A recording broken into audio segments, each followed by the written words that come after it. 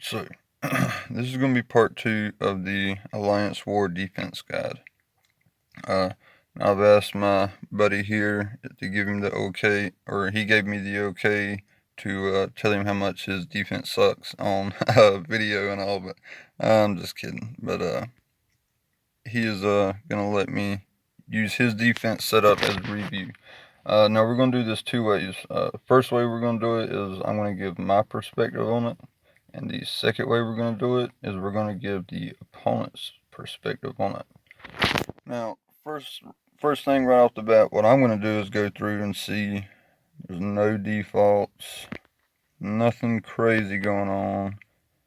I'm going to see the overall, you got good synergy, and I like the layout. Now, this is something I talked about a little bit in my last video, but I want to talk about it a little bit more. This layout is, in my opinion, the absolute best. Now, by the layout, what I mean is you got the first two slots, you've got your absolute best teams 3, 4, 5, and 6. You got slightly lower teams, teams that's not going to get boosted quite as often as other teams are, so they're not quite as important teams there. And then on the very end, you have your really strong teams, teams that sometimes get boosted a little bit more than the others do, get caught, and I also like it for the when you start to stall or you start to run out of steam. Now, I've seen setups where the first 4 is just full blast, badass teams, hard to get through, and then the last 4 is just trash. Now, that one's not too bad. I mean, it's not the worst, but once you get through those first 4 teams and they start seeing 5, 6, 7 are nothing but easy, they're just going to cakewalk right through you, and then they're going to start building up momentum. That's not what you want the opponent to have. You don't want the opponent to have momentum.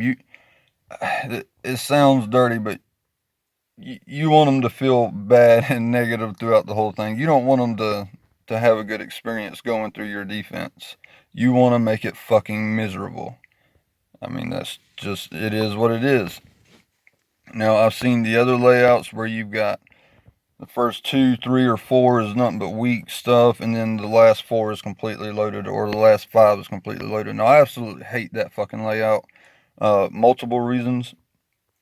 It could be towards the end of the war, and all they're going for is a free for all, and they're just getting easy points. I hate that. You don't want to give your opponent that. I mean, there's multiple reasons, and I'm not going to continue to harp on it, but in my experience and in my opinion, this is the best layout. Your 2 best up there, 2 more good teams that don't need the boost quite as much as others. You got 2 more suitable teams, and then your last 2 are going to be bomb-ass teams again. Now, let's go over his actual teams. Now, this is going to be from my perspective. First off, this first team is fucking beautiful. All gold, gear 13. I love it. As you see, he's got the 2 best defenses right now. At least in my opinion, they are. Up front, I like the layout, the placement on both of them. Really, there's nothing I would change on any of these. Then the third team, you got Ultron and all his bitches. They're basically just going to keep him going. And I do want to say one good thing about Mantis over Night Nurse is she gives regen, which is a positive effect when it counts towards Ultron's ultimate for the energy gain. Something Night Nurse doesn't do. Night Nurse just heals. She doesn't. Well, with her ultimate, she does, but she's too slow for her ultimate to even matter.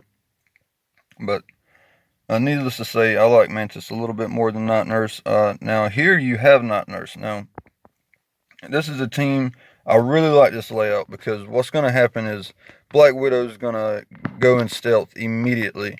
And you know who they're going to target. They're going to target either Quake, or they could go after the Hawkeye first.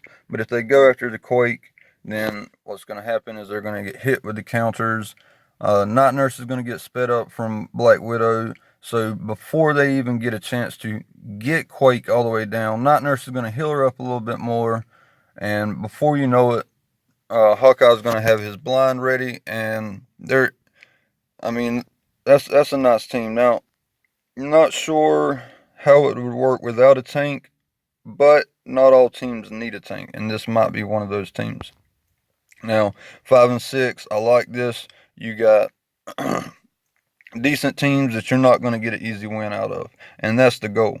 Uh, I am curious with the Kingpin and Merc Lieutenant, though, having two buffers might not be the best. I would switch something out there if it was me, but it's not the worst either. Fucking Korath hits like a truck, especially when he's buffed up, boosted up by offense up. And then you have Hand.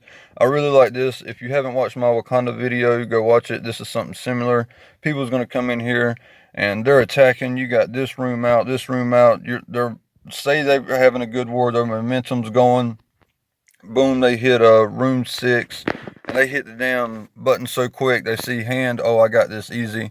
They're not paying attention that this motherfucker's almost 50k. Now, they might see the red stars, but they might not see the power difference and go in with something that's relatively same power, like 150, 160, and they're going to get stuck on this archer and can't kill him because he's going to kill them first, or they didn't bring in enough firepower to deal with him. They're trying to deal with, oh, Hand is weak, you know.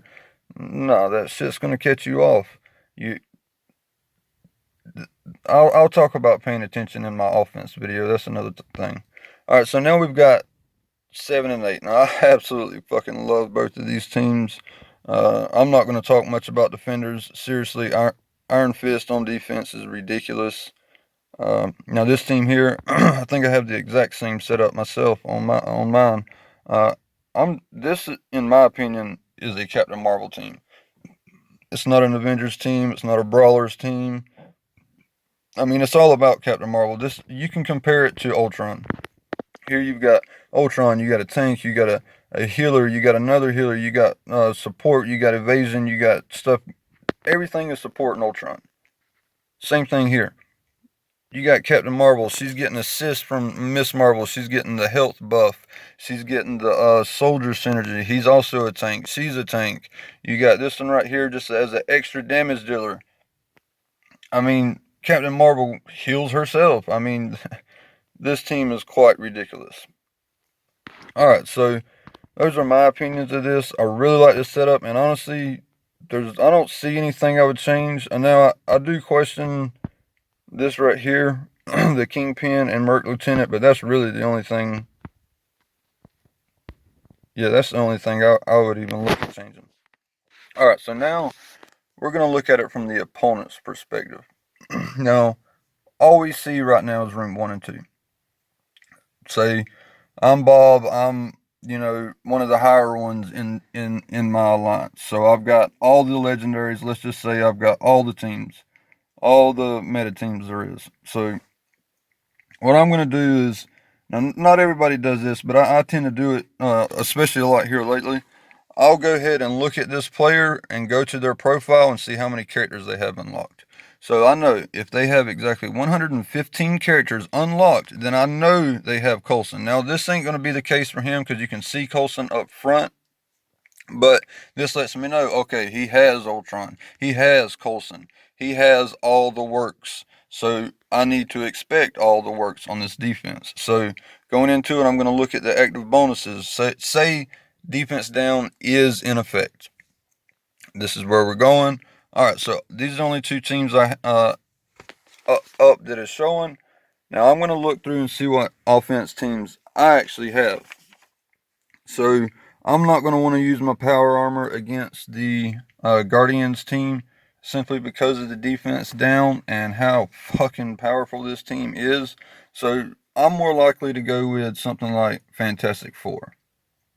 Alright, and I'm going to use my Phoenix for the Coulson Shield team. So we're down 2 offense teams. We open these up. Let's just say we snag one of these here, unboosted or whatever. Okay, well, I see an Ultron team. I feel lucky about this one. I'm going to go ahead and use my power armor. So we're down 3 already right there. And let's just say we're having a good war. We won all 3 of those. Now, you get to this one. I don't want to use one of my meta teams, so I'm going to try something, say, like a Merc, a really strong Merc team, or another Avengers team. Hell, I might use another Avengers team on this. Now, I might get lucky, I might not. Now, we get down to 5 and 6. This is the part where you're having to, not every player is going to have the teams necessary to keep up with this whole entire defense. And that's the key. There's 24 players on each side. So if you've got one now this isn't the case all the time, because one player is not going to take out a whole player by themselves, but that's the thing about it. You've got 8 attacks and 8 rooms. If the opponent is using more resources or more teams to take out your room, that's less they're going to have. That's more that the opponent is going to have to compensate for. Others are going to have to compensate for when they get to the other rooms. But anyways, so we've used, Power Armor, Phoenix. We've used the Fantastic Four, and say we've got our Brotherhood and Wakanda left. Now we get through these, and say we use the Avengers. Say we'll use the Supernatural against this one. Now we get down here. This is another reason why I like this layout, because they're using teams confidently, thinking they can take these out. Oh, well, I know he's got all characters unlocked, so I've already taken out his Coulson and his Ultron and his Guardians team. The only thing I'm expecting left is Captain Marvel. So they're taking out all these teams, leaving maybe one good team for themselves. For the end. So we get down to the end, and what do we got left? We got maybe Wakanda left, and maybe they saved Kree or Defenders. This is where these two teams shine the most, and to me they do, because I've actually seen this in a lot of wars. The last 2 team slots will get more successful defense than any of the rest of these will. And it's not because of these 2 teams specifically, it's because of this layout and the way your teams kind of cascade into another. That sounds stupid, but that's what it is. You're going to get down here, and Wakanda's not always going to beat Defenders. It's actually very rare that they do beat Defenders, especially in a room with defense down. And then, now you might get lucky and use Wakanda here and be able to stop Captain Marvel, but then what do you have for the Defenders team? See, this is the goal. This is what you want the opponent at, because not only are they questioning they're stalled out, figuring out what to attack towards the end here. And, this is, I don't know what else to say about this layout. This is, in my opinion, the absolute best layout to do. I love these teams that he has. Now, the only other thing I wanted to talk about was offense. What this setup here is, and what this leaves you with for offense. Now, let's just say Kyle does have every character unlocked in the game right now that's available. So using this strong of a defense now, and this is medbay. Now, this is in my opinion, one of the more important rooms. So you want to go defense heavy, but at the same time, you have to think about what you have for offense, which is where your room 5 and 6 come into play. You want those good, strong teams with synergy, decent teams, but you want good teams for offense too. So, say he's got every character unlocked, so he'll have Power Armor, Fantastic Four, all the others needed to go into the rooms necessary. But I'll talk about offense more in my last video. I just wanted to touch bases, or get all the final details out on defense. And the last thing I had to say was, if everybody does this in every room, there are 24 players on both sides. This war is all about the math. If you just simply do the math, games are won and lost by the difference in attacks from each side, the defense, the successful attacks that go through, the attacks that don't get made at all because people don't show up. I mean, it's a numbers game, and if you can control how the numbers go, you're gonna fucking win most of the time. And that's the part that defense plays in the Alliance War. In my opinion, it's probably the most important one, because attacks, I mean, they are what they are, but the defense, it is the most strategical part of Alliance Wars, in my opinion. And on that note, we're going to be done with this video. Hope you enjoyed it.